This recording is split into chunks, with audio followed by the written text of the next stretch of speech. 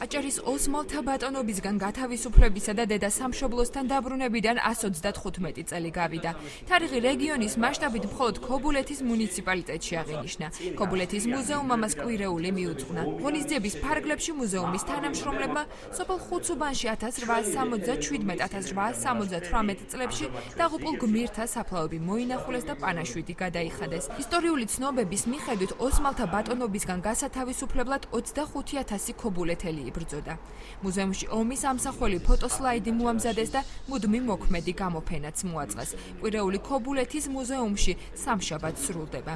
თარიღის აღნიშვნა დაწესებულებამ წელს გამგეობის მიერ გამოყოფილი 900 ლარიანი ბიუჯეტით შეძლო. მიმდინარე წელს სრულდება და შესრულდა 135 წელი აჭარის დედა სამშობლოსთან დაბრუნებიდან. ქობულეთის მუნიციპალიტეტის ხელმძღვანელობასთან ერთად ჩვენმა მუზეუმმა დაგეგმა ღონისძიებასთან დაკავშირებით რიგი თემატური საღამოები, რომელიც როგორც ადგილობრივად ჩვენს მუზეუმში ასევე გასვლით ღონისძიებებს მოიცავდა.